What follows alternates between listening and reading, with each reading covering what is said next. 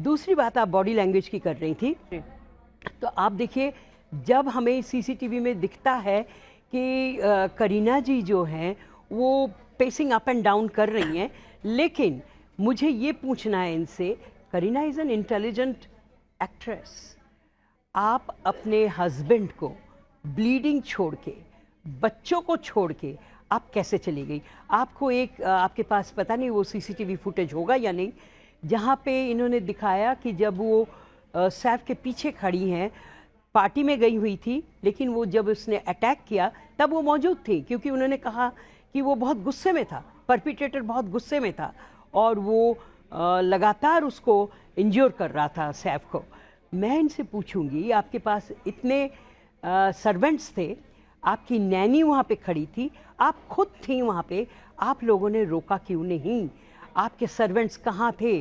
उनको आपने शोर क्यों नहीं मचाया? एक आम सी बात है, अगर आपके हस्बैंड के ऊपर कोई इस तरह से जानलेवा अटैक कर रहा है तो आप कैसे शोर नहीं मचाती हैं? आप कैसे बौखलाई नहीं होती हैं? आप आराम से देख रही हैं उसको। आप देखेंगे उस सीसीटीवी फुटेज में ये साफ दिखता है कि डरी तो हुई है करीना, लेकिन शी इज़ कूल। अब ये लगातार ये क्यों कह रही है ये चोर नहीं है, ये चोरी करने नहीं आया था? Why this kind of a supportive statement for a perpetrator? आपको कैसे मालूम ये चोरी करने नहीं आया था? अगर आपको मालूम है उसकी मोटिव के बारे में, ये चोरी करने नहीं आया था, तो आपको ये भी तो मालूम होगा कि वो किस वजह से आया था। और आप ये बात सोचिए, आपका ये कहती है कि मैं बहुत डर गई थी तो मैं अपनी सिस्टर के घर चली गई जी। ये मेरे ख्याल से as a criminal psychologist not a good statement. क्यों? आपके हस्बैंड के ऊपर जानलेवा अटैक होता है, आपको ये कौन सा डर सता रहा था जिसके वजह से आपने वो ब्लीडिंग हस्बैंड को छोड़ा, दोनों बच्चों को छोड़ा और आप अपनी खुद जान बचा के भाग गई? आपका डर जो है, मैं अगर इन्वेस्टिगेशन में जाती तो सबसे पहले मैं तहकीकात उन्हीं से करती, क्योंकि करीना जी का जो बॉडी लैंग्वेज है उसमें भी वो बौखलाहट दिखा नहीं। रेस्टलेस जरूर हैं, लेकिन डर कौन सी है वो मुझे जानना ज़रूरी है, क्योंकि ऐसा कौन सा डर है जिसके वजह से आपने ऐसे बुरे हालात में अपने हस्बैंड को छोड़ा, अपने दोनों बच्चों को छोड़ा और आप भाग खड़ी हुई? लेकिन उनका कहना है कि हम 12वीं मंजिल पर बच्चों के साथ पहुंचे, उनको सेव किया, तब तक ये जो हाथापाई चल रही थी, ये भी उनका स्टेटमेंट सामने आया था। कोई बात नहीं, लेकिन आपने पुलिस को क्यों नहीं बुलाया? आपके लिए अगर बच्चों को सेव करना ही इतना अहम था तो आप उनको अकेला छोड़ के भागी क्यों?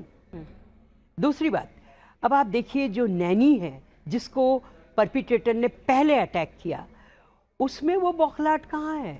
वो आर्गुमेंट में उलझती है। जब आपके जान को खतरा होता है तो आप शोर जरूर मचाती हैं। आप सपोर्ट के लिए आपके इर्द गिर्द जो भी हैं आप सबको जानती हैं, कौन कौन सर्वेंट है, कौन मेड आपके घर में काम करता है। आपने किसी को आवाज़ नहीं दिया। हैरत अंगेज बात है कि अगर तो वो बच्चे को एबडक्ट करने गया था और 1 करोड़ रुपए उसका मकसद था, तो अप्रोच ही दूसरी तरह से होती। अब इसकी एंट्री की अगर बात करें आप, एंट्री तो हमें दिखी नहीं है कहाँ से कैसे एंट्री किया है इसने, लेकिन एंट्री में आई एम श्योर किसी ने ज़रूर इसे मदद करी होगी, नहीं तो जिस तरह से ही उतर रहा है, एग्जिट तो हम देख रहे हैं बार बार, एग्जिट के अगर हम बॉडी लैंग्वेज को ले तो उसी से पता चलता है he is a very confident soul about navigating the site of the crime. इसको अगर आप रिक्रिएट भी कर रहे हैं तो आई एम श्योर रिक्रिएशन से भी आपको उतना एविडेंस नहीं मिलेगा। देखिए, जब हम क्राइम इन्वेस्टिगेशन ऑफिसर्स को पढ़ाते हैं उसमें हम यही चीज़ बोलते हैं कि इन्वेस्टिगेशन में पहले मोटिव देखिए, एंट्री देखिए, एग्जिट देखिए और फिर उसे रिक्रिएट करिए।